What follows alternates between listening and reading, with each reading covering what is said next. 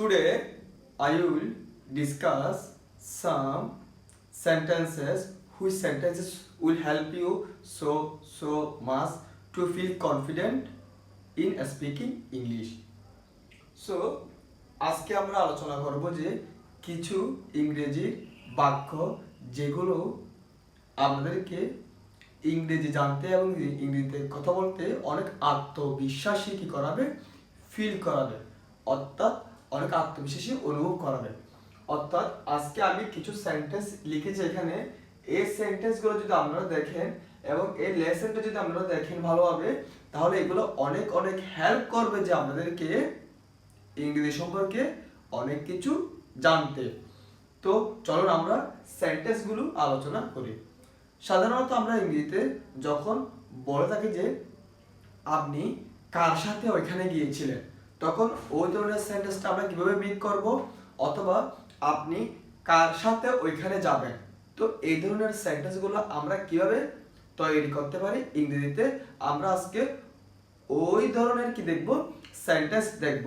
তো প্রথম সেন্টেন্সটা হচ্ছে যে কি, প্রথম সেন্টেন্সটা হচ্ছে যে who did he go with. Who did he go with, সে কার সাথে গিয়েছিল সেখানে। Who did he go with, এখানে উইথ যে এই ওয়ার্ডটি বসবে যে শেষে, হু বসবে যে প্রথমে। সো হু উইথ কার সাথে, ডিড হি গো সে গিয়েছিল। So who did he go with সে কার সাথে গিয়েছিল। তাহলে এই সেন্টেন্সটা আমরা কখন ব্যবহার করতে পারি, যখন কোন একটা ব্যক্তি কারোর সাথে কোথাও গিয়েছিল, তখন ওই ক্ষেত্রে আমরা প্রশ্ন করার ব্যাপারে কি করতে পারি যে এই সেন্টেন্সটা ব্যবহার করতে পারি।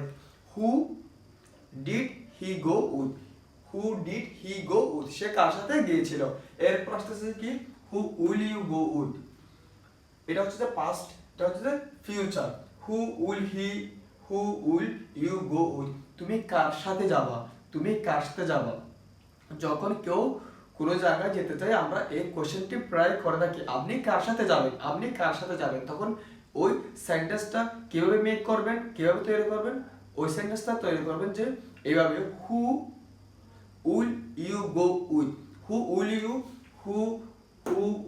ইউ গো উইথ, আপনি কার সাথে যাবেন, আপনি কার সাথে যাবেন। Who will you go with, আপনি কার সাথে যাবেন। দেন এই সেন্টেন্সটি আমি লিখেছি যে এই হ্যাভ ওয়ার্ডটাই কি করে ফোকাস করে, এই হ্যাভ ওয়ার্ডটাকে ফোকাস করে।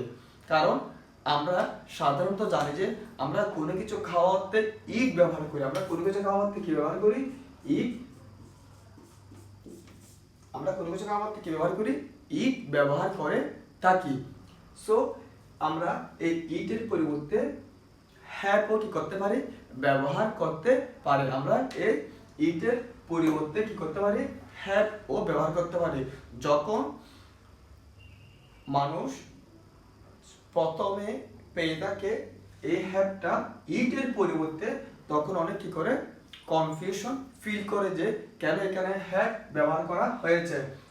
সো আমি ওই জন্য এই হ্যাভ শব্দটাকে ফোকাস করে এই সেন্টেন্সটি কি করেছি, লিখেছি।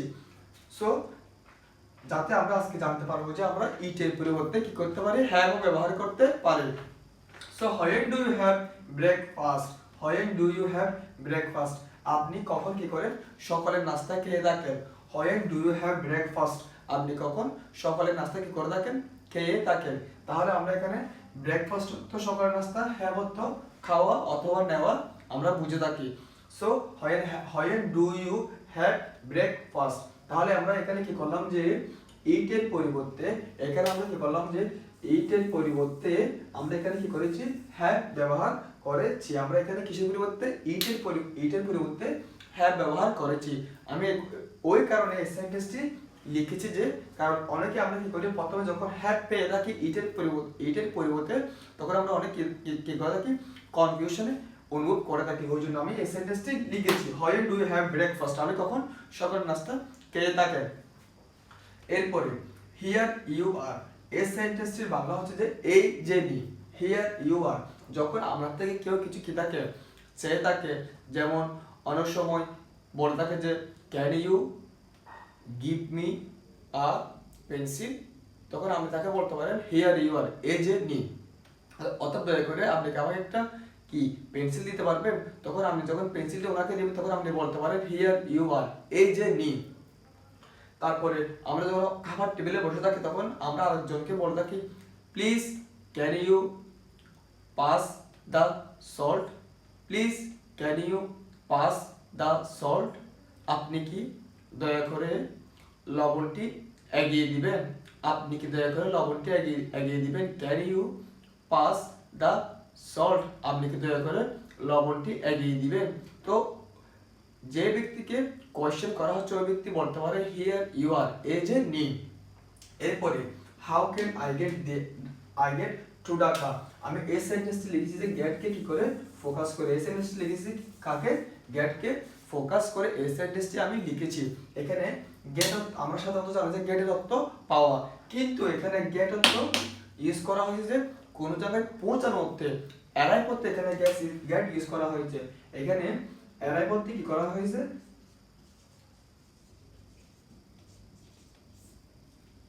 এখানে গেটটা ব্যবহার করা হয়েছে যে কি অর্থে, অ্যারাইভ অর্থে ব্যবহার করা হয়েছে।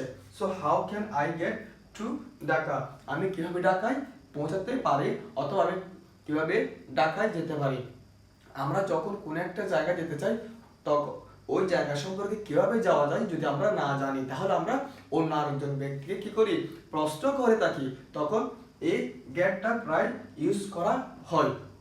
যদিও আমার দেশে ইউজ করা হয় না, কিন্তু বাইরের কান্ট্রিতে এই গেটটা অধিকতর কি করে থাকে, ব্যবহার করে থাকে, প্রায় ব্যবহার করে থাকে। So how can I get to Dhaka, আমরা কিভাবে ঢাকা যেতে পারি, how can I get to Dubai, আমরা কিভাবে দুবাই যেতে পারি, how can I get to India, আমরা কিভাবে ইন্ডিয়া যেতে পারি, how can I get to Chittagong, আমরা কিভাবে চিটাগং যেতে পারি, how can I get to Cox's Bazar, আমরা কিভাবে কক্সবাজারে যেতে পারি। তাহলে আমরা বুঝলাম যে এখানে গেট শব্দটি ব্যবহার করা হয়েছে যে অ্যারাইভ করতে, অর্থাৎ কোনো জায়গায় আমরা কিভাবে স্টেপ বাই স্টেপ পৌঁছাতে পারি ওই স্থানটা জানার জন্য, ওই টপিক্সটা জানার জন্য, ওই ব্যাপারে জানার জন্য কি করে থাকি, গেট ব্যবহার করে থাকি। তারপর আমরা এটা আরো বলতে পারি এভাবে, how can I get to nearest hospital, কিভাবে আমরা নিকটতম কি হসপিটালে পৌঁছাতে পারি, ওই অর্থে আমরা কি করতে পারি, এই গেট শব্দটি ব্যবহার করতে পারি।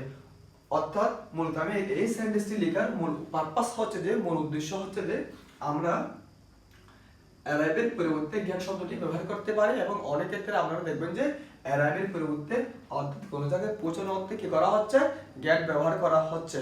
আশা করি এই সেন্টেন্সগুলো আপনাদেরকে অনেক অনেক হেল্প করবে, কারণ এগুলো এই ধরনের সেন্টেন্স যখন কোনো ব্যক্তি প্রথমে এই সেন্টেন্সগুলো পেয়ে থাকবেন তখন তিনি কি করবেন, কনফিউশন ফিল করবেন। ওই কারণে আমি সেন্টেন্সগুলো আজকে আলোচনা করেছি যাতে আমাদের কনফিউশনটা দূর হয়ে যায়। আমরা কিভাবে আমরা এই কখন কারোর সাথে কোথায় গিয়েছিল ওটা জানতে চাই, তাহলে ইংরেজিতে আমরা কিভাবে প্রশ্ন করতে পারি, কখন যদি কারোর সাথে কোথায় যেতে চান ফিউচারে, অর্থাৎ সে কার সাথে যাবে ওই সম্পর্কে আমরা জানতে চাই, তাহলে আমরা কি করতে পারি, who will you go with আমরা ব্যবহার করতে পারি।